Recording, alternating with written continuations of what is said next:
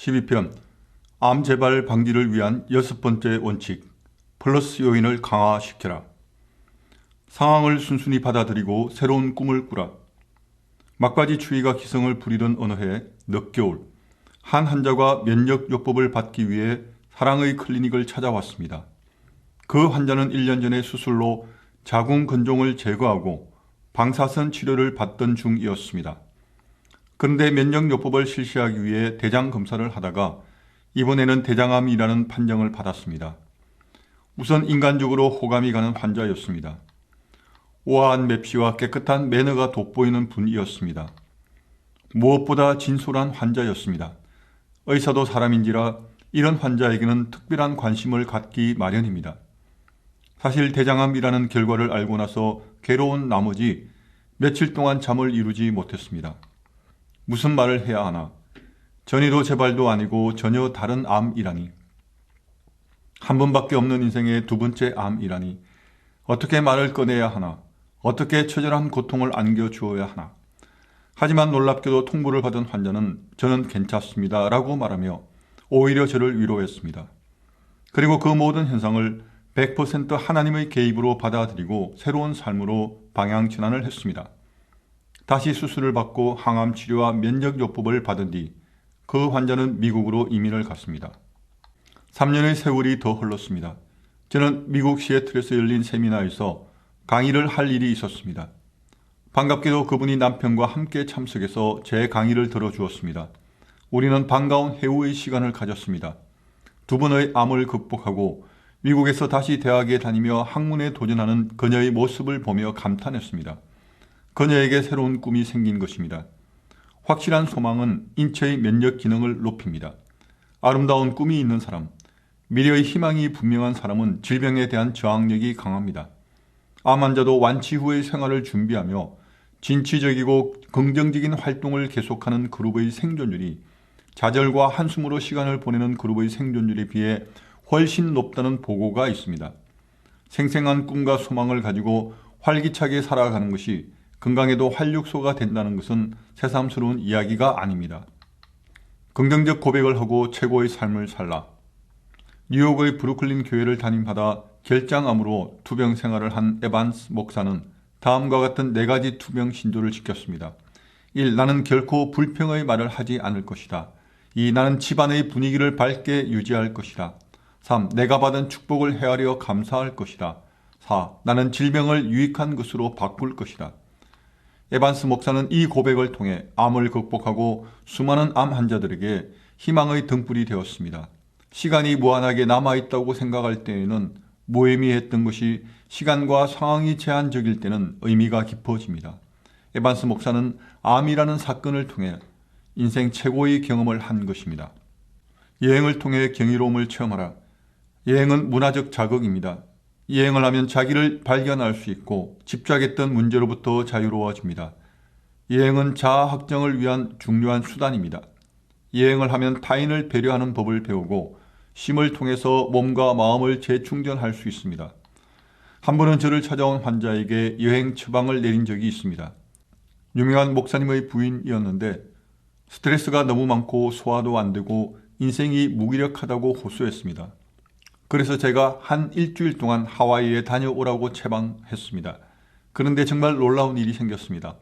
하와이에 도착하자마자 병이 나았다는 것입니다. 하와이 공항에 내리자마자 모든 것이 회복되더라고 했습니다. 정말 드라마틱한 사건이었습니다. 몇 년 전에 찾아온 과민성 대장 증후군 환자에게도 강한 인상을 받았습니다. 그는 화장실에 갈 때마다 설사와 변비를 번갈아 가면서 해서 일주일 내내 고생하고 있었습니다. 그 고통에서 빨리 벗어나야 된다고 생각하니 더 민감해져서 오히려 병이 더 심해졌습니다. 이 환자에게도 저는 여행 처방을 했습니다. 그는 모든 것을 내려놓고 여행을 가기로 했습니다.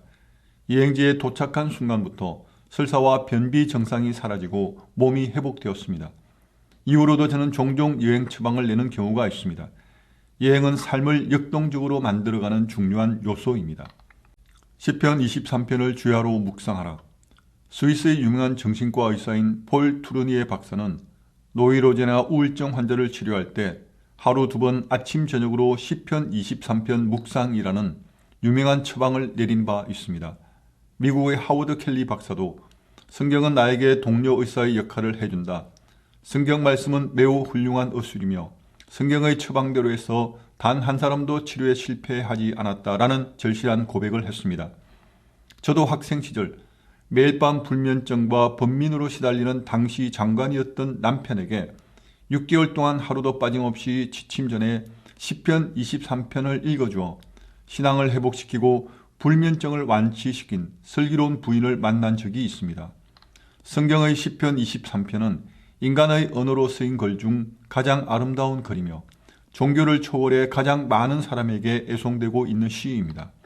결혼식이나 금혼식에 썩 잘 어울리고 새로 태어난 아기를 축복하는 시로도 적합합니다. 심지어 부모의 장례식에도 어색하지 않습니다. 시공간을 막론하고 인생의 모든 단계에 전천후로 애송되는 시입니다. 시편 23편의 분위기는 승리에 대한 확신, 감사, 기쁨, 평화로 압축할 수 있으나 그 이면에는 삶의 장엄함과 치열함을 아울러 드러내고 있습니다. 또한 신적인 경건함과 풍요로운 인간성이 절묘한 조화를 이루고 있습니다. 이 시의 작가인 다윗은 목자 신분에서 왕에 오른 그 자체로 극적인 신분 산성을 이룬 모델이면서 사자와 곰, 골리앗, 사울왕, 이방의 세력들, 심지어 자기의 아들인 압살롬에 이르기까지 다양한 상대와 싸워야 할 만큼 파란만장한 삶을 산 인물입니다.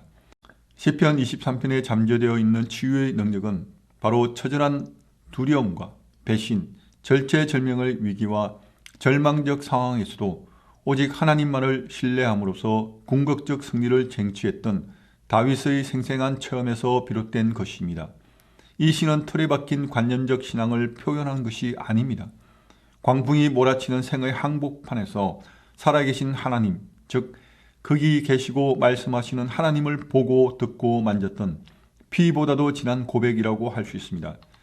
다른 많은 하나님의 말씀도 그렇지만 특히 시편 23편이 질병뿐만 아니라 일상생활에서 겪는 마음의 상처와 두려움을 치료할 수 있는 비상한 능력은 어디에서 나오는 것일까요? 어려움을 당한 사람에게 가장 확실한 희망을 줄 수 있는 사람은 더 큰 어려움을 극복한 경험이 있는 사람일 것입니다. 공감대의 형성이라고 할까요? 동병상련의 정이라고 할까요? 이런 의미에서 시편 23편의 치유력은 인간 정서의 보편성에 호소하면서도 절대 신앙을 통한 극한적 상황과 내적 위기의 극복이라는 깊은 체험에서 우러나온다고 할 수 있습니다. 아침에 일어날 때도 좋고 밤에 잠자리에 들 때도 좋습니다. 직장에서도 좋고 가정에서도 좋습니다. 근무 시간에도 좋고 여행 중에도 좋습니다. 화장실에서도 많은 버스에서도 좋습니다. 시편 23편의 말씀을 통해 하나님이 예비하신 건강한 삶을 누리세요. 한두 달 동안 지속적으로 경건한 아침 시간에 시편 23편을 묵상해 보세요. 정신 건강을 위한 최고의 명약인 시편 23편을 주야로 묵상하여 정신적 자유를 누리십시오. 시편 23편.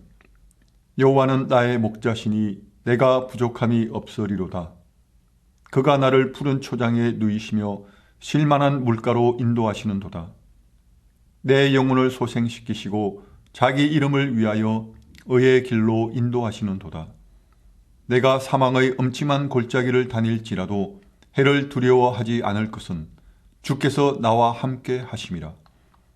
주의 지팡이와 막대기가 나를 안위하시나이다. 주께서 내 원수의 목전에서 내게 상을 베푸시고 기름으로 내 머리에 바르셨으니 내 잔이 넘치나이다. 나의 평생의 선하심과 인자하심이 정녕 나를 따르리니 내가 여호와의 집에 영원히 거하리로다.